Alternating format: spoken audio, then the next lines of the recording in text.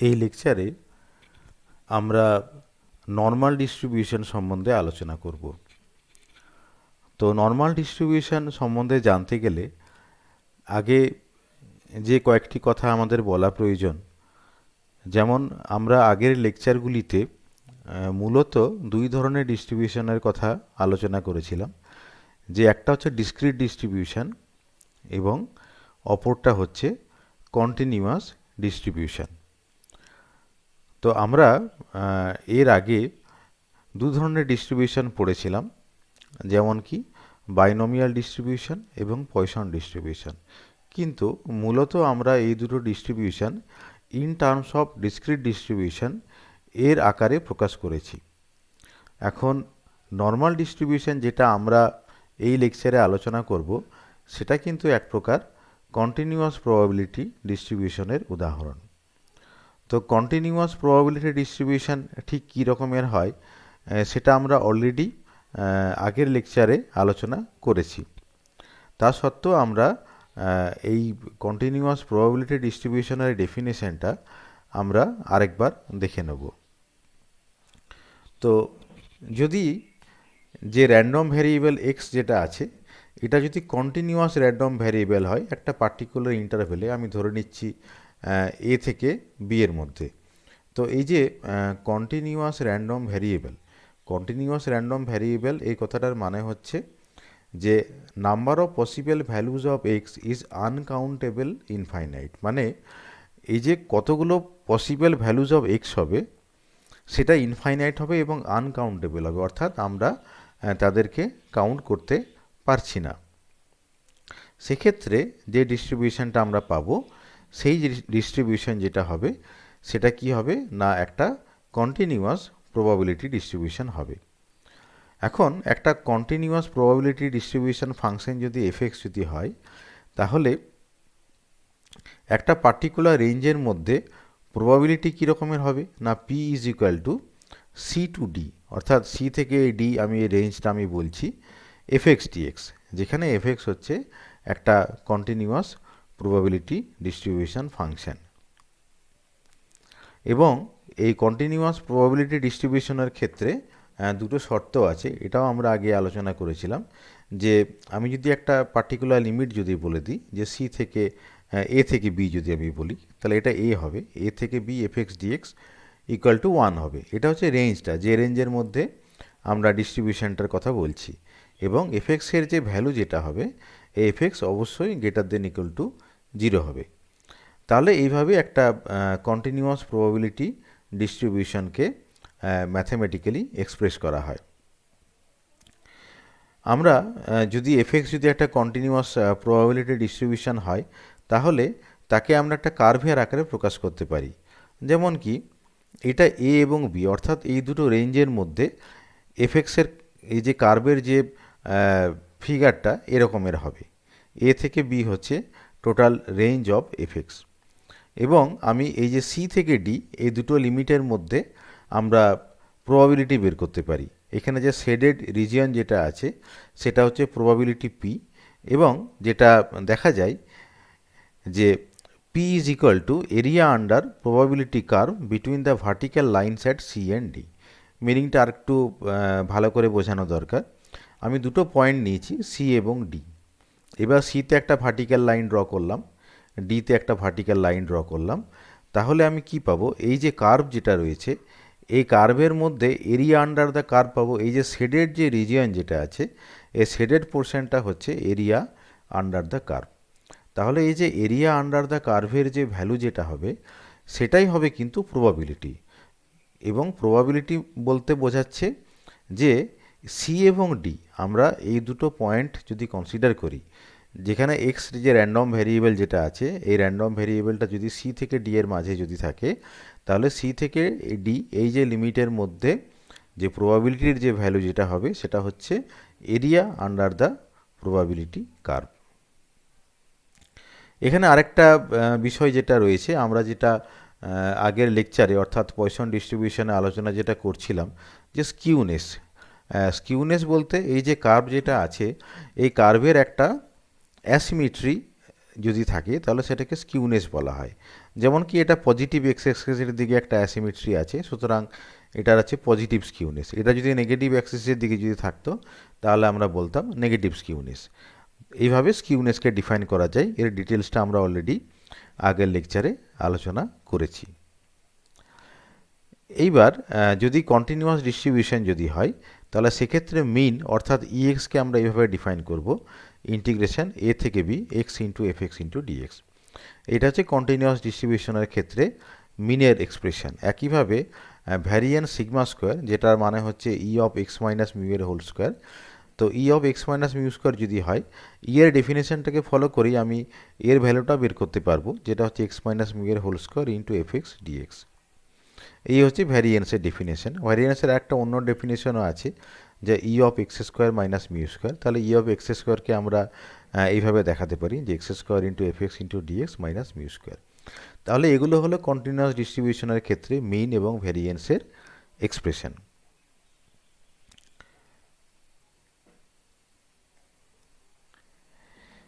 এইবারে কোনো একটা ডিস্ট্রিবিউশন যদি কন্টিনিউয়াস হয় এবং সেই সঙ্গে যদি ইউনিফর্ম যদি হয়, তাহলে তাকে কেমনভাবে প্রকাশ করা যায়? তাহলে আমি যদি বলে থাকি যে দুটো রেঞ্জ আমি নিয়ে নিলাম এ থেকে বি, আমরা একটু আগে একটা ফিগার দেখিয়েছিলাম যে এ এবং বি এক্স যে ভ্যারিয়েবল যেটা রয়েছে তার ভ্যালুগুলো এ এবং বি এই দুটো লিমিটের মধ্যে রয়েছে। তাহলে এই দুটো লিমিটের মধ্যে থাকলে আমি আগের যে ফিগারটা যেটা দেখিয়েছিলাম সেটা হচ্ছে একটা কন্টিনিউয়াস ডিস্ট্রিবিউশনের উদাহরণ। কিন্তু সেই ডিস্ট্রিবিউশনটা কিন্তু ইউনিফর্ম ছিল না, নন ইউনিফর্ম ছিল। ফিগারটা দেখলেই বোঝা যায়। ফিগারটা আরেকবার আমরা দেখে নিই যে ফিগারটা ঠিক এরকমের আকারের ছিল। এটা হচ্ছে নন ইউনিফর্ম, অর্থাৎ ইউনিফর্ম নয়, চেঞ্জ হচ্ছে। এক্সের ভ্যালুগুলো যেভাবে চেঞ্জ হচ্ছে সেই অনুসারে এই যে ওয়াই কোঅর্ডিনেটের যে ভ্যালু যেগুলো সেগুলো চেঞ্জ হয়ে হয়ে আসছে। সুতরাং এই ফিগারটা দেখলেই বোঝা যাবে যে এটা যে একটা নন ইউনিফর্ম ডিস্ট্রিবিউশনের উদাহরণ, কিন্তু কন্টিনিউয়াস। কিন্তু যদি আমরা এটাকে আমরা যদি বলি যে ইউনিফর্ম ডিস্ট্রিবিউশন হবে কিন্তু কন্টিনিউয়াস হবে, তাহলে সেক্ষেত্রে আমরা F X is equal to some constant এইভাবে ডিফাইন করতে পারি। এই যে এফ এক্স বললাম 1/b-a। তাহলে যেহেতু এই ডিস্ট্রিবিউশনটা কন্টিনিউয়াস বাট এই যে F X equal two fixed রয়েছে, তাহলে এক্ষেত্রে কি হবে যে প্রবাবিলিটি যে কার্ভ যেটা হবে সেই কার্ভটা এক্স অ্যাক্সিসের সাপেক্ষে একটা স্ট্রেট লাইন হবে। এবং যেহেতু এর লিমিট দেওয়া রয়েছে এ এবং বি দুটো লিমিট, তার মানে বেসিক্যালি যেটা হবে এটা একটা রেক্ট্যাঙ্গুলার শেপের হবে। এ থেকে বি লিমিটের মধ্যে থাকবে, ওয়াই কোঅর্ডিনেট যেটা থাকবে সেটা হচ্ছে এক্স অ্যাক্সিসের প্যারালাল একটা লাইন থাকবে। সুতরাং আলটিমেটলি আমরা যেটা পাবো সেটা হচ্ছে একটা রেক্ট্যাঙ্গেল। সেই কারণে এই ইউনিফর্ম ডিস্ট্রিবিউশন যদি হয় কিন্তু কন্টিনিউয়াস যদি হয়, তাহলে তাকে রেক্ট্যাঙ্গুলার ডিস্ট্রিবিউশনও বলা হয়। এইবারে আমরা চলে যাচ্ছি যে নর্মাল ডিস্ট্রিবিউশন বলতে কি বোঝায়। নর্মাল ডিস্ট্রিবিউশনকে কিন্তু অনেক সময় গাউসিয়ান ডিস্ট্রিবিউশনও বলা হয়, এবং এটা হচ্ছে একটা কন্টিনিউয়াস প্রবাবিলিটি ডিস্ট্রিবিউশন। এবং এক্ষেত্রে প্রবাবিলিটি ডিস্ট্রিবিউশন ফাংশন যেটা হবে সেটা হচ্ছে F X is equal to 1/সিগমা √2π। এখানে একটু বলে রাখি যে এখানে একটু প্রিন্টিং মিস্টেক রয়েছে, এটা এক্স হবে না, এটা পাই হবে। তাহলে 1/সিগমা √2π exponential minus of X minus mu এর whole square by 2 sigma square, যেখানে এক্স এর মানটা -ইনফিনিটি থেকে +ইনফিনিটি এই রেঞ্জের ভিতরে হতে পারে। আর এখানে মিউ মানে হচ্ছে মিন, আর সিগমা মানে হচ্ছে স্ট্যান্ডার্ড ডেভিয়েশন। তাহলে আমরা আরেকবার এফ এক্সের এক্সপ্রেশনটা দেখে নিই। এফ এক্স ইকুয়াল টু 1/সিগমা √2π exponential minus of X minus mu এর whole square divided by 2 sigma square, যেখানে মিউ হচ্ছে মিন, সিগমা হচ্ছে স্ট্যান্ডার্ড ডেভিয়েশন এবং এক্স হচ্ছে র্যান্ডম ভেরিয়েবল। সুতরাং এক একটা ভ্যালু অফ এক্সের জন্য আমি এফ এক্সের বিভিন্ন ভ্যালু পাবো। তাহলে এটা হচ্ছে নর্মাল ডিস্ট্রিবিউশনের এক্সপ্রেশন বা গাউসিয়ান ডিস্ট্রিবিউশনের এক্সপ্রেশন। এইবার এই এক্সপ্রেশনটাকে চেঞ্জ অফ ভ্যারিয়েবল করে, চেঞ্জ অফ ভ্যারিয়েবল আমরা জানি, আমরা আমাদের ম্যাথমেটিক্যাল ফিজিক্সের বিভিন্ন লেকচারে চেঞ্জ অফ ভ্যারিয়েবল কী করে করতে হয় বা আমরা ক্যালকুলাসের ক্ষেত্রে অনেক সময় ব্যবহার করেছি। তো চেঞ্জ অফ ভ্যারিয়েবলটা কীভাবে করা হবে, আমি একটা নতুন ভ্যারিয়েবল ডিফাইন করছি জেড। জেড মানে কি না, Z is equal to x minus mu divided by sigma. এইটা হচ্ছে একটা নিউ ভ্যারিয়েবল। তাহলে এই যে এফএক্স যে এফএক্সের যে ইকুয়েশন যেটা রয়েছে, এই ইকুয়েশনটাকে আমি যদি ইন টার্মস অফ জেডের আকারে প্রকাশ করতে চাই, অর্থাৎ বেসিক্যালি এক্সকে আমরা জেডে ট্রান্সফার করে নিলাম। কীভাবে করলাম? যে Z is equal to x minus mu by sigma. তাহলে এই যে লেফট হ্যান্ড সাইডটাকে এফএক্স না বলে আমি একটা নতুন ফাংশন জেডের ফাংশনের প্রকাশ করে নিলাম পিজেড। সেক্ষেত্রে পিজেড সমান যেটা হবে 1/√2 পাই, এখানেও এক্স হবে না, এটা পাই হবে, 1/√2 পাই e⁻² - z²/2, যেখানে জেডের ভ্যালুটা হবে -ইনফিনিটি থেকে +ইনফিনিটির মাঝে। এই যে জেড যে নিউ ভ্যারিয়েবল আমরা ডিফাইন করলাম, এটাকে অনেক সময় বলা হয় standard normal variable or normal deviate. আমরা এরপরে যে নিউমেরিক্যাল প্রবলেমগুলো সলভ করব, সেখানে Z is equal to x minus mu by sigma, এই যে এক্সপ্রেশন যেটা আছে, এই এক্সপ্রেশনটাকে কিন্তু আমরা ব্যবহার করব। সুতরাং এই যে ইকুয়েশন যেটা রয়েছে, অর্থাৎ জেডকে যেভাবে আমরা এক্সের আকারে প্রকাশ করলাম, এই ইকুয়েশনটা কিন্তু খুবই গুরুত্বপূর্ণ। এইবার আমরা চলে আসি যে এরিয়া আন্ডার নর্মাল কার্ভ। এটা আমরা অলরেডি কিছুক্ষণ আগে আলোচনা করলাম যে আমরা যদি এই গসিয়ান ডিস্ট্রিবিউশনকে যদি গ্রাফিক্যালি যদি প্লট করি, তাহলে সেই গ্রাফিক্যাল প্লট থেকে বেসিক্যালি প্রবাবিলিটি বের করতে পারি। আমরা জাস্ট এই লাইনটার উপর একটু গুরুত্ব দিই যে পি মানে হচ্ছে probability equal to area under standard normal curve between the vertical line C prime and D prime. মানে বেসিক্যালি আমি যদি দুটো পয়েন্ট যদি নিই, সি এবং ডি যদি পয়েন্ট নিই, তাহলে আমরা ঠিক আগের একটা ফিগারে আমরা প্রবাবিলিটি বের করেছিলাম। আমরা জাস্ট আর একটু দেখে নিই, তাহলে আমাদের বুঝতে সুবিধা হবে। যেমন এই ফিগারটা, এই যে সি থেকে ডি, এখানে এই যে এরিয়া আন্ডার দ্য কার্ভ যেটা ছিল, সেই এরিয়া আন্ডার দ্য কার্ভই হচ্ছে কিন্তু এই যে সি থেকে ডি এর মধ্যে প্রবাবিলিটি, যেটা আমরা এখন যেটা পড়লাম যে গাউসিয়ান ডিস্ট্রিবিউশন, তার ক্ষেত্রেও কিন্তু এটা ভ্যালিড হবে। কিন্তু এই যে গাউসিয়ান ডিস্ট্রিবিউশনের যে ফিগারটা, সেটা কিন্তু আগের ফিগারের মতন হবে না। গাউসিয়ান ডিস্ট্রিবিউশন কিন্তু সবসময়তেই একটা সিমেট্রিক ডিস্ট্রিবিউশন হয়, এই জিনিসটা আমাদেরকে মাথায় রাখতে হবে। আমরা একটু ছবিটা দেখে নিই। এইটা হচ্ছে গসিয়ান ডিস্ট্রিবিউশনের ছবি। এইটা যদি ওয়াই অ্যাক্সিস যদি হয়, তাহলে ওয়াই অ্যাক্সিসের সাপেক্ষে এর যে ছবি যেটা হবে, এই ছবিটা কিন্তু অবশ্যই সিমেট্রিক হবে। এবং যে কোনো দুটো, আমি যদি একটা শেডেড রিজিয়ন যদি বলি, এই শেডেড রিজিয়নের মধ্যে যে এরিয়া থাকবে, সেটা হবে সেই লিমিটের মধ্যে প্রবাবিলিটির ভ্যালু। এইবারে আমরা নর্মাল ডিস্ট্রিবিউশনের কিছু গুরুত্বপূর্ণ প্রপার্টি সম্বন্ধে একটু বলে নিই। যেমন মিন হচ্ছে মিউ, স্ট্যান্ডার্ড ডিভিয়েশন সিগমা, এটা আমরা আগেই ডিফাইন করেছি। আর মূলত স্কিউনেসটা জিরো, এটা হচ্ছে সবথেকে গুরুত্বপূর্ণ প্রপার্টি যেটা আছে, যে স্কিউনেস হচ্ছে জিরো। স্কিউনেস মানেটা কি, এটা আমরা আগের লেকচারে আলোচনা করেছিলাম যে স্কিউনেস বলতে সাধারণত একটা অ্যাসিমেট্রি বোঝায়। যেমন কি পয়সন ডিস্ট্রিবিউশনের কিন্তু একটা পজিটিভ স্কিউনেস থাকে, সেটা হচ্ছে অ্যাসিমেট্রিক ডিস্ট্রিবিউশন। কিন্তু গাউসিয়ান ডিস্ট্রিবিউশন যেটা হচ্ছে, সেটা হচ্ছে পারফেক্টলি সিমেট্রিক, এর মধ্যে কোনো স্কিউনেস অথবা অ্যাসিমেট্রি নেই। তো সেই জন্যে গাউসিয়ান ডিস্ট্রিবিউশনের ক্ষেত্রে যে স্কিউনেস যে প্যারামিটার যেটা আছে, সেই স্কিউনেসটা জিরো হয়। আরেকটা কি হয় না, এখানে মিন, মিডিয়ান এবং mode all are equal, that is equal to mu হয়। আর আরেকটা গুরুত্বপূর্ণ বৈশিষ্ট্য যেটা হলো যে normal curve is bell shaped, অর্থাৎ আমরা যখন নর্মাল কার্ভ বলতে যেটা আমরা বুঝছি, যখন আমরা এফএক্সকে ইন টার্মস অফ জেডের আকারে যখন প্রকাশ করে নিলাম এবং সেটাকে আমরা যখন গ্রাফিক্যালি প্লট যখন করছি, সেইটার কথা বলা হচ্ছে যে সেটা একটা বেল শেপড হয়। বেল শেপড মানে হচ্ছে এই ফিগারটা, এটাকে বেল শেপড ফিগার বলা হয়। সেটা হচ্ছে বেল শেপড হয় এবং সেই যে গ্রাফ যেটা হবে, সেই গ্রাফটা হবে symmetrical about the line x equal to mu. তাহলে সেই যে গ্রাফ যেটা হবে, সেটা হচ্ছে এক্স ইকুয়াল টু মিউ বলতে এই মিডিল পয়েন্টটা বোঝায়। এটা কিন্তু জেডের সাপেক্ষে প্লট করা রয়েছে, এটা হচ্ছে জেড, এই ভ্যালুটা হচ্ছে জেড। এবং এই পয়েন্ট যেটা আছে, এই পয়েন্টে এক্স ইকুয়াল টু মিউ হয়।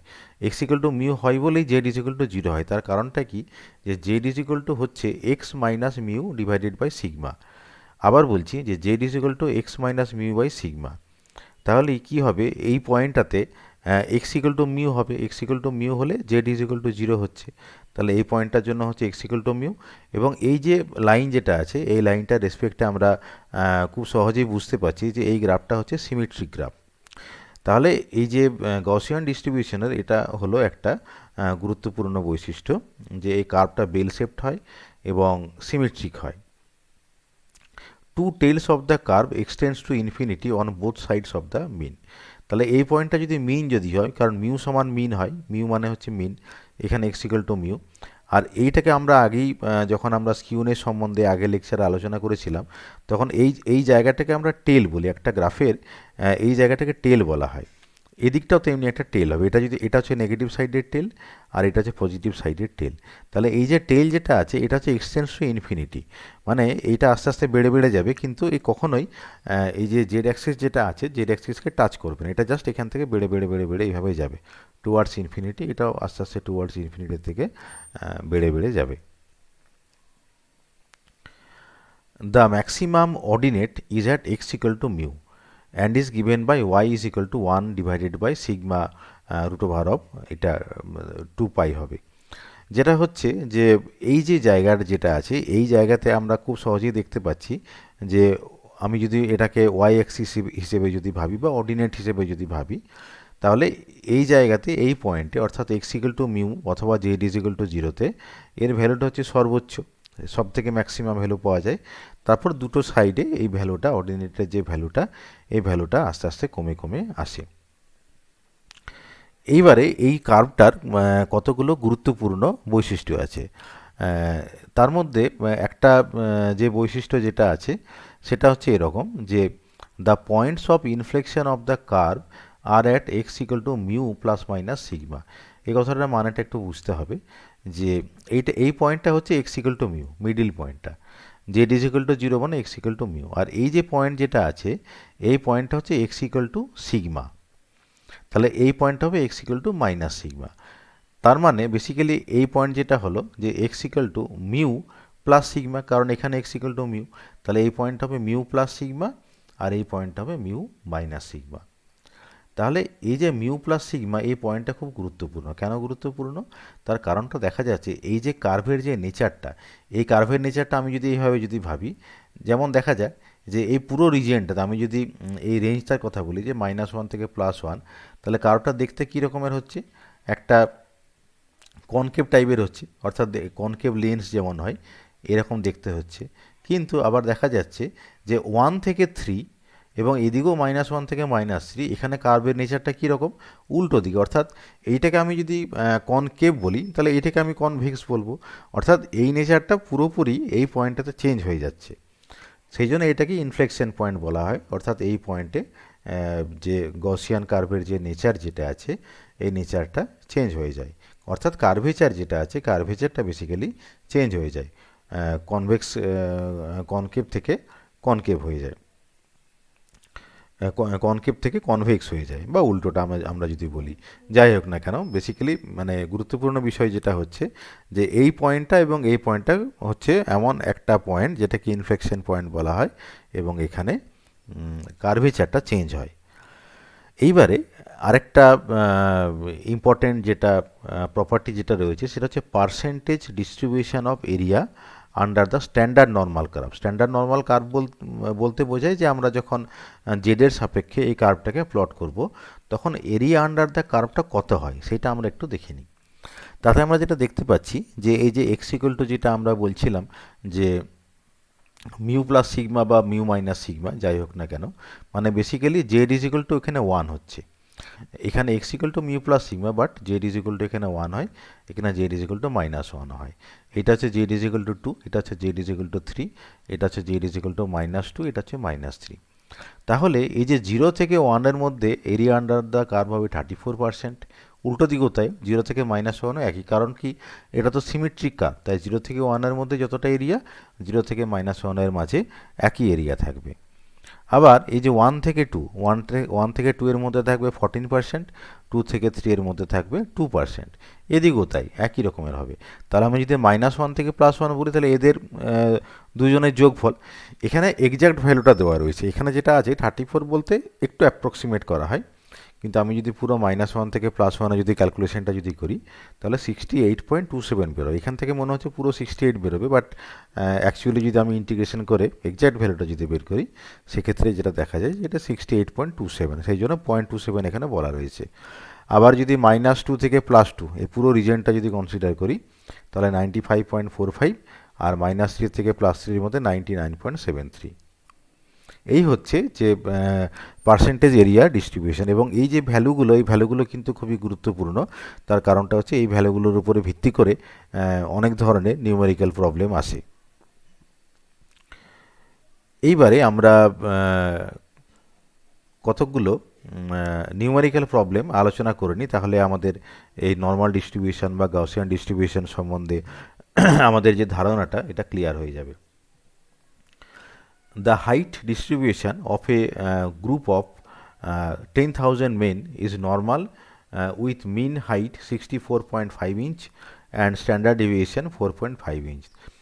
তার মানে হচ্ছে যে একটা গ্রুপ নেওয়া হলো, যে গ্রুপে 10,000 মানুষ আছে, এবং এই 10,000 লোকের মধ্যে দেখা যাচ্ছে যে মিন হাইটটা হচ্ছে 64.5 ইঞ্চ আর স্ট্যান্ডার্ড ডেভিয়েশনটা হচ্ছে 4.5 ইঞ্চ। এবং এই যে হাইটের যে ডিস্ট্রিবিউশন যেটা আছে, এই ডিস্ট্রিবিউশনটা কিন্তু নর্মাল ডিস্ট্রিবিউশনকে ফলো করে। তাহলে আমার দুটো ডাটা দেওয়া রয়েছে, মিউ এর মানটা, মিউ মানে হচ্ছে মিন হাইট দেওয়া আছে, আর স্ট্যান্ডার্ড ডেভিয়েশন সিগমা দেওয়া আছে। তাহলে আমাকে কী বার করতে হবে যে find the number of men whose height is less than 69 inch but greater than 55.5 inch. অর্থাৎ দুটো লিমিট দেওয়া রয়েছে, এর মাঝে মানে এই গ্রুপটার মধ্যে বা এই লিমিটটার মধ্যে কতগুলো মানুষ পড়বে সেই ক্যালকুলেশনটা করতে হবে। টোটাল 10,000 জন রয়েছে। আবার জানতে চাওয়া হয়েছে যে লেস দ্যান 55.5 ইঞ্চ হাইট এরকম লোকের সংখ্যা কত, আবার মোর দেন 73.5 ইঞ্চ এই যে ক্যাটাগরি লোকের সংখ্যাটা কত। তাহলে আমরা কীভাবে প্রবলেমটা সলভ করব? মিউ এবং সিগমা দেওয়া রয়েছে, আমরা সেটা আগে লিখে নিলাম যে মিউ হচ্ছে 64.5 ইঞ্চ আর sigma is equal to 4.5 inch. এইবার আমরা এই যে percentage of men whose height lies between 55.5 inch and 69 inch, এটা বের করতে গেলে আমরা কি করব যে equal to, that is equal to, অর্থাৎ এই যে রেঞ্জ যেটা, এই রেঞ্জটা equal to area under standard normal curve between the vertical lines at the corresponding standard values. অর্থাৎ এই যে হাইটের যে ভ্যালু যেটা আছে, মানে 50.5 ইঞ্চ যেটা আছে, এটা হচ্ছে এক্স যদি আমি হাইট বলি, তাহলে এটা হচ্ছে এক্সের একটা পার্টিকুলার ভ্যালু, এক্সের ভ্যালু, এটাও কিন্তু এক্সের একটা ভ্যালু। তাহলে এই হচ্ছে এক্সের একটা ভ্যালু, এই হচ্ছে এক্সের একটা ভ্যালু। তাহলে এক্সের এই ভ্যালুগুলোর জন্য জেডের ভ্যালু কতটা হচ্ছে, কারণ আমরা কিন্তু আগেই আলোচনা করেছিলাম যে জেড হচ্ছে একটা ভ্যারিয়েবল। আমরা এক্স ভ্যারিয়েবলটাকে জেডে কনভার্ট করে আমরা কিন্তু গ্রাফটা নর্মালি প্লট করে থাকি। তাহলে আমি যদি এক্সটাকে জেডে কনভার্ট করি, কীভাবে করব? ফর্মুলা হচ্ছে Z is equal to x minus mu by sigma. তাহলে একটা এক্স ভ্যালু হচ্ছে 55.5 ইঞ্চ, সেটা লিখলাম যে এক্স মাইনাস মিউর মান কত না 64.5 ডিভাইডেড বাই সিগমা হচ্ছে 4.5। তাহলে জেড ইজ ইকাল টু -2 বেরোলো। আবার এই যে 69 ইঞ্চ, এটাও হচ্ছে এক্সের অপর একটা ভ্যালু। তাহলে আবার একই ফর্মুলা লিখলাম, Z is equal to x minus sigma করে আমি 1 পেলাম। তাহলে বেসিক্যালি এই যে রেঞ্জ যেটা, যেখানে জানতে চাওয়া হয়েছে 55.5 ইঞ্চ এবং 69 ইঞ্চ, এই যে হাইট রেঞ্জের মধ্যে কতগুলো লোক রয়েছে, এই হাইটের range that is equivalent to Z is equal to -2 থেকে জেড ইজ ইকুয়াল টু 1, এই রেঞ্জটা। মানে আমরা যখন গাউসিয়ান প্লটটা করছি জেড ভেরিয়েবলের সাপেক্ষে, তখন হাইটের এই দুটো range that is equal two Z is equal to -2 থেকে জেড ইজ ইকুয়াল টু 1, অর্থাৎ এই রেঞ্জটা। তাহলে আমি যদি জেড ইজ ইকুয়াল টু -2 এবং জেড ইজ ইকুয়াল টু 1 এই রেঞ্জের মধ্যে এরিয়া আন্ডার দ্য কার্ভ কতটা হয় বের করতে পারি, তাহলে আমি কিন্তু এই যে হাইটের যে রেঞ্জ যেটা, সেই রেঞ্জের মধ্যে কতগুলো লোক পড়বে সেটা আমরা বের করে ফেলতে পারবো। তাহলে প্রশ্ন যেটা হলো যে জেড ইজ ইকুয়াল টু -2 এবং জেড ইজ ইকুয়াল টু 1, এই যে জেডের যে রেঞ্জ যেটা দেওয়া আছে, এর মধ্যে গসিয়ান যে প্লট যেটা আছে তার মধ্যে কতটা এরিয়া পড়ে সেটা আমরা পাবো কী করে? সেটার জন্য আমরা একটু আগেই একটা ফিগার আলোচনা করেছিলাম। এই হচ্ছে সেই ফিগারটা। দেখা যাচ্ছে যে জেড ইজ ইকুয়াল টু -2 মানে এই পয়েন্টটা, আর জেড ইজ ইকুয়াল টু 1 মানে হচ্ছে এই পয়েন্টটা। তাহলে এই যে -2 থেকে 1 এর মধ্যে কতটা এরিয়া আছে? 34 প্লাস 34 প্লাস 14। তাহলে এত পার্সেন্টেজ এরিয়া এই -2 থেকে 1 এই লিমিটের মধ্যে কনফাইন্ড আছে। তাহলে সেটাই এখানে দেখানো হয়েছে যে 14% plus 34 plus 34 is equal two 82% area এই -2 থেকে 1 এই যে জেডের রেঞ্জটা তার মধ্যে আছে। তাহলে 10,000 হচ্ছে টোটাল লোক সংখ্যা, 10,000 লোকের মধ্যে 82% এই ক্যাটাগরির মধ্যে পড়বে। সুতরাং খুব সহজেই আমরা বের করতে ফেলতে পারলাম যে 82% অফ 10,000 ইকুয়াল টু 8 এই যে রেঞ্জ যেটা রয়েছে 8200 বেসিক্যালি। তাহলে এই হচ্ছে 8200 হচ্ছে এতগুলো লোক ওই যে হাইটের যেটা রেঞ্জ যেটা দেওয়া রয়েছে তার মধ্যে পড়বে। এইবার আরেকটা জানতে চাওয়া হয়েছে যে লেস দ্যান 55.5 ইঞ্চ এর মধ্যে কতগুলো পড়বে। এখন এক্স যদি 55.5 যদি হয় তাহলে জেড ইজ ইকুয়াল টু -2 আমরা আগেই বের করে ফেলেছি। লেস দ্যান এত মানে কি, মানে জেড ইজ ইকুয়াল টু -2 তার থেকেও কম, যেটা কম যে রিজিয়ন যেটা, তার মানে বেসিক্যালি আমরা যদি এই ফিগারটা যদি বলি যে জেড লেস দ্যান -2 মানে এই যে জোন যেটা রয়েছে যেখানে এরিয়া হচ্ছে 2%, এই জোনটাকে বোঝানো হচ্ছে। এখন এই জোনে কত কত পার্সেন্টেজ অফ এরিয়া আছে? 2% আছে। 2% মানে হচ্ছে 0.02। তাহলে আমি যদি 10,000কে যদি 0.02 অর্থাৎ 2% দিয়ে যদি গুণ করি তাহলে ওই ভ্যালুটা পাওয়া যাবে। তাহলে 0.02 হচ্ছে রিকোয়ার্ড এরিয়া। এখন এটা 20% যেটা রয়েছে এটা একটু মিসপ্রিন্ট রয়েছে। তাহলে বেসিক্যালি এটা যেটা হবে যে 2% অফ 10,000, তার মানে 200 জন লোক ওই রেঞ্জের মধ্যে পড়বে, যেটা হচ্ছে লেস দ্যান 55.5 ইঞ্চ। আরেকটা যে ভ্যালু যেটা জানতে চাওয়া হয়েছে মোর দেন 73.5। তাহলে 73.5 হচ্ছে এক্সের ভ্যালু, তার জন্য জেডের ভ্যালু কতটা? জেড সমান হবে 73.5 মাইনাস অর্থাৎ X minus mu by sigma, that is equal to 2। এবার এখানে বলা রয়েছে যে মোর দেন 73.5 ইঞ্চ মানে হচ্ছে যে মোর দেন জেড ইজ ইকুয়াল টু +2। তাহলে মোর দেন +2 ফিগারটা আরেকবার দেখে নিই। মোর দেন +2 মানে হচ্ছে 2 এর থেকে বেশি, মানে এখানেও 2% থাকবে, এই রিজনও 2%। তাহলে 2% অফ 10,000 তার মানে যেটা হচ্ছে যে এখানেও কিন্তু 200 লোক এখানে থাকবে। তাহলে এই যে ফিগার যেটা রয়েছে পার্সেন্টেজ ডিস্ট্রিবিউশনের যে ফিগার, সেখান থেকে আমরা কিন্তু এই ভ্যালুগুলো বের করতে পারছি। আমরা আরেকটা প্রবলেম দেখে নিই। The mean weight of 500 male students at a certain college is 151 pound. তাহলে আমরা 500 জন ছাত্রের কথা ভাবছি একটা পার্টিকুলার কলেজে, তাদের যে মিন ওয়েট অর্থাৎ মিউ, আমরা যদি মিউ যদি বলে থাকি তাহলে মিউর মান হচ্ছে 151 পাউন্ড এবং স্ট্যান্ডার্ড ডেভিয়েশন হচ্ছে 15 পাউন্ড, মানে সিগমা। মিউ দেওয়া রয়েছে, সিগমা দেওয়া রয়েছে এবং এদের যে ডিস্ট্রিবিউশনটা, এই ডিস্ট্রিবিউশনটা অবশ্যই নর্মাল ডিস্ট্রিবিউশন।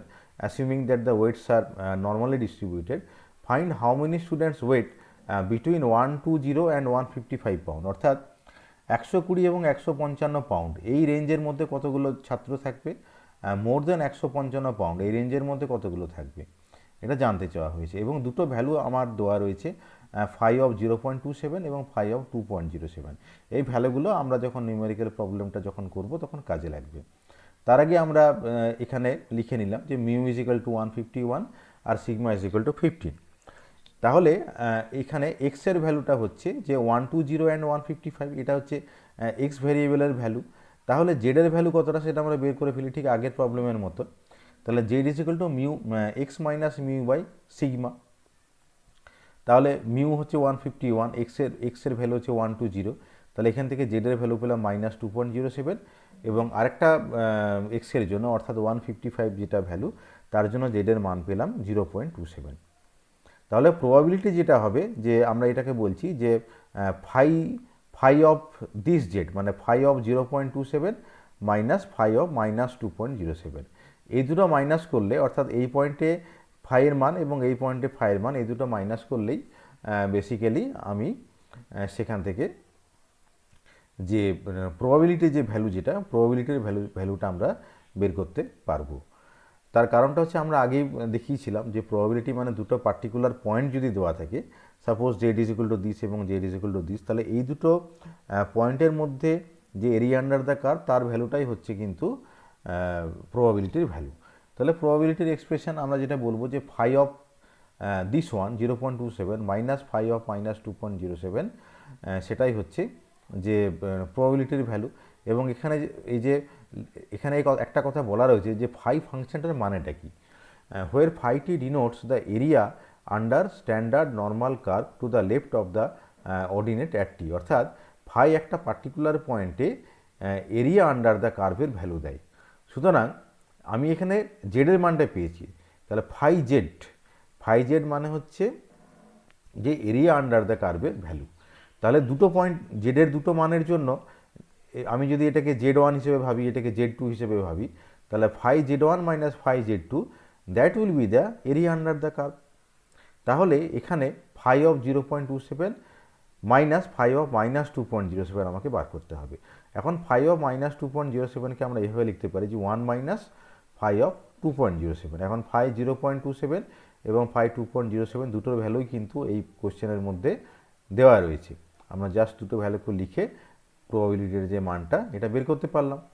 তাহলে কী হবে, টোটাল স্টুডেন্ট ছিল 500, তাহলে 500-এর এতটা প্রপোর্শন ছাত্র সংখ্যা হবে। আমরা আগে যেভাবে অঙ্কটা করেছি আগের প্রবলেমটা, ঠিক একইভাবে আমরা এগোচ্ছি। তাহলে 0.5872 into 500 is equal two 294 approximate student.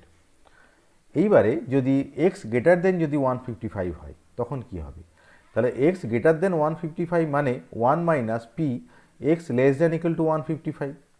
এখন P less than equal to 155 এর ভ্যালুটা অলরেডি আমরা জেডের ভ্যালুটা বের করেছি এর জন্য 0.27।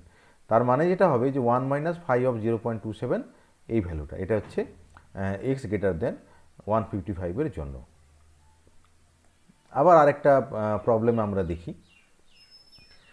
A sample of 100 dry battery cells tested to find the length of life produced the following results: x bar is equal to 12 hours, sigma is equal to 3 hours। মানেটা হচ্ছে যে আমার কাছে কতগুলো ব্যাটারি রয়েছে, এগুলো হচ্ছে ড্রাই সেল মানে একবার চার্জ দিলে সেটা একটা পার্টিকুলার টাইম অবধি চার্জটাকে ধরে রাখতে পারে।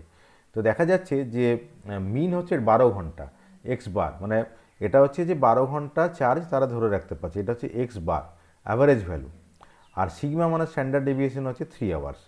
অ্যাসিউমিং that the data are normally distributed, মানে তারা যদি একটা নর্মাল ডিস্ট্রিবিউশন ফলো করে, এই যে এখানে ভ্যারিয়েবলটা হচ্ছে কিন্তু লেংথ অফ লাইফ, যে কতটা সময় অবধি তারা চার্জ ধরে রাখতে পারছে, এই যে লেংথ অফ লাইফ যেটা, সেটাই কিন্তু এখানে আমার র্যান্ডম ভ্যারিয়েবল। তো এই যে র্যান্ডম ভ্যারিয়েবলের সঙ্গে আমরা যদি এই যে ব্যাটারি যেগুলো রয়েছে সেই ব্যাটারিগুলো যদি একটা ডিস্ট্রিবিউশন যদি করা হয়, তাহলে যেটা বলা কোশ্চেন যেটা বলা আছে যে what percentage of battery cells are expected to have life more than 15 hours, less than 6 hours, between 10 and 14 hours. তাহলে এখানে অনেকগুলো ঘন্টার রেঞ্জ দেওয়া রয়েছে, অর্থাৎ লেংথ অফ লাইফের রেঞ্জ দেওয়া আছে। এই রেঞ্জের মধ্যে কতগুলো ব্যাটারি থাকবে সেটা আমাদেরকে বের করতে হবে। তার জন্য একটা ডাটা দেওয়া রয়েছে, একটা হচ্ছে জেড, একটা হচ্ছে এরিয়া। মানে জেড ইজ ইকুয়াল টু 2.5-এর জন্য এই area, Z is equal to 2-এর জন্য এই এরিয়া, 1-এর জন্য এত এবং 0.67-এর জন্য এত। এই ডাটাটাকে আমাকে কাজে লাগাতে হবে। এইবার এখানে যেটা আমাদেরকে নোট করতে হবে সেটা হচ্ছে এরকম, যে এই টেবিলটা যেটা দেখাচ্ছে যে area under standard normal curve between the ordinates Z is equal to 0 and the specified values of Z. মিনিংটা যেটা হচ্ছে যে যেমন কি এই যে 2.5, জেড ইজ ইকুয়াল টু 2.5 হলে এরিয়া হচ্ছে 0.4938। এটার মিনিংটা হচ্ছে এরকম যে জেড ইজ ইকুয়াল টু 2.5 মানেটা হচ্ছে যে জেড ইজ ইকুয়াল টু 0 থেকে জেড ইজ ইকুয়াল টু 2.5 এই পর্যন্ত এরিয়া হবে 0.4938। আবার এখানে জেড ইজ ইকুয়াল টু 2-এর নিচে লেখা আছে যে 0.4772। এটার মানেটা হচ্ছে এরকম যে জেড ইজ ইকুয়াল টু 0 থেকে জেড ইজ ইকুয়াল টু 2 এই পর্যন্ত এরিয়া যেটা হচ্ছে 0.47। এবং এই ভ্যালুটা থেকে যেটা বোঝা যাচ্ছে যে এটা একটা গaussian ডিস্ট্রিবিউশন ফলো করে। কেন কি, এটা আমরা এখান থেকে যেটা দেখতে পাবো, যেমন আমরা একদম সবার প্রথমে যে ডিস্ট্রিবিউশন এরিয়া ডিস্ট্রিবিউশনের ফিগার যেটা আমরা দেখিয়েছিলাম, যে এখানে ভ্যালুটা হচ্ছে 34, এটা হচ্ছে 14, এটা হচ্ছে 2, মানে তিনটে যোগ করলে 50% হচ্ছে বা 0.5 হচ্ছে। এটা হচ্ছে -3, মানে এটা ক্লোজ টু 2.5 হিসেবে আমরা ধরতে পারি। মানে 0 থেকে -2.5 অথবা 0 থেকে আমরা 2.5 যদি বলতে পারি, এই 0 থেকে এই রেঞ্জটা পর্যন্ত নিয়ারলি 50% অফ এরিয়া অর্থাৎ 0.5 এরিয়া থাকবে। এটা হচ্ছে নর্মাল ডিস্ট্রিবিউশনের একটা বৈশিষ্ট্য। এখানেও সেটাই দেওয়া রয়েছে, আমাদের যেই ডাটা টেবিল যেটা দেওয়া রয়েছে সেখান থেকে আমরা যেটা দেখতে পাচ্ছি যে 2.5-এর নিচে লেখা রয়েছে 0.49, মানে নিয়ারলি 50%। অর্থাৎ জেড ইজ ইকুয়াল টু 0 থেকে জেড ইজ ইকুয়াল টু 2.5 এর মাঝে 50% এরিয়া রয়েছে। তার মানে এখান থেকে যেটা বোঝা যাচ্ছে যে এটা নর্মাল ডিস্ট্রিবিউশনটা ফলো করছে। এইবারে আমরা যেভাবে প্রবলেমটা করব, যেখানে মিউ দেওয়া রয়েছে, সিগমা দেওয়া রয়েছে, এবার কতগুলো ঘন্টা দেওয়ার, যেমন কি 15 আওয়ার্স, তাহলে 15 আওয়ার্সের জন্য জেডের ভ্যালুটা কত সেটা আমরা সবার আগে বের করে নেব। কীভাবে বার করবো না, আমরা ফর্মুলা জানি যে Z is equal to x minus mu by sigma. এখানে এক্স ইকুয়াল টু 15, মিউ মানে 12/3 +1, মানে 15 আওয়ার্সের জন্য +1। এইভাবে যতগুলো আমার প্রশ্নে যতগুলো ঘন্টা চাওয়া হয়েছে এর প্রত্যেকের জন্য, যেমন এখানে 15 আওয়ার্স আছে, এখানে 6 আওয়ার্স আছে, এখানে বিটুইন 10 অ্যান্ড 14 আছে, তাহলে প্রত্যেকটা ঘন্টার জন্য জেডের ভ্যালু যেগুলো আছে আমরা এখানে স্টেপ বাই স্টেপ আগে বের করে নিলাম। এবারে প্রশ্ন যেটা বলা রয়েছে যে মোর দ্যান 15 আওয়ার্স, মানে এই যেখানে +1 রয়েছে, যে জেড ইজ ইকুয়াল টু যখন +1-এর বেশি যখন হবে, মোর দ্যান 15 আওয়ার্স মানে জেড ইজ ইকুয়াল টু +1-এর বেশি, তার জন্য কতটা পার্সেন্টেজ অফ এরিয়া হবে এবং সেই প্রপোর্শনে ব্যাটারির সংখ্যাটা হবে। তাহলে এটা যদি আমরা এই গ্রাফটাতে যদি দেখাই, তাহলে এই ফিগারটা আমরা ভালো করে দেখার চেষ্টা করি যে এখানে 1 আছে, এটা হচ্ছে 1, এটা 0, এটা হচ্ছে 1। তাহলে 15 আওয়ার্সের জন্য জেডের মানটা 1 হয়েছে। তাহলে মোর দেন 1 মানে হচ্ছে এই যে শেডেড যে রিজিয়ন, যেটা এই শেডেড রিজিয়নের যে পার্সেন্টেজ যেটা, সেটা আমাকে বের করতে হবে। এখন প্রশ্ন যেটা হচ্ছে এই যে শেডেড রিজিয়নের মধ্যে পার্সেন্টেজের ভ্যালুটা কত হবে, সেটা আমরা বার করব কিভাবে। আমাদের এখানে স্ট্যাটিস্টিক্স একটা দেওয়া রয়েছে, যেমন কি যে জেড ইজ ইকুয়াল টু 1-এর জন্য, অর্থাৎ 0 থেকে 1 পর্যন্ত 0.3413, এইটা হচ্ছে আমার এরিয়ার ফ্র্যাকশনটা। 0 থেকে 1 পর্যন্ত, আমি আরেকবার ভালো করে বলে নিই যে এখানে 1-এর নিচে 0.3413 লেখা আছে, মানে 0 থেকে 1 পর্যন্ত ভ্যালুটা হচ্ছে 0.34। কিন্তু এই যে 0 থেকে এই পুরোটা, অর্থাৎ পুরো যে রিজিয়নটা, তার জন্য ভ্যালু কতটা, তার জন্য ভ্যালুটা হচ্ছে 50%, মানে 0.5। তাহলে কি হলো যে 0 থেকে 1 পর্যন্ত হচ্ছে 0.34, এই যে 0 থেকে 1 পর্যন্ত হলো 0.34, আবার 0 থেকে পুরো এরিয়াটা হচ্ছে 0.5। তাহলে 1 থেকে এই পর্যন্ত কত হবে, যে 0.5 মাইনাস অফ 0.3413। তাহলে সেটাই করা রয়েছে যে 0.5 থেকে আমি যদি 0.3413 বাদ দিই, তাহলে এই যে শেডেড পোর্শনের এরিয়াটা আমরা পেয়ে যাব, কারণ 0 থেকে 1 পর্যন্ত 0.3413 আর 0 থেকে এই পুরো রিজিয়নটা হচ্ছে 0.5। তাহলে 0.5 থেকে এটা বাদ দিলে 0.1587, মানে 15.87%। এটা এখানে দেখানো হয়েছে। তাহলে এই পার্সেন্টেজের ব্যাটারি হবে, তাদের মিন লাইফ হবে মোর দেন 15 আওয়ার্স। আবার আরেকটা কোশ্চেন যেটা চাওয়া হয়েছিল, সেটা বলছিল যে less than 6 hours. Less than 6 hours মানে হচ্ছে যে -2-এর থেকে ছোট হবে।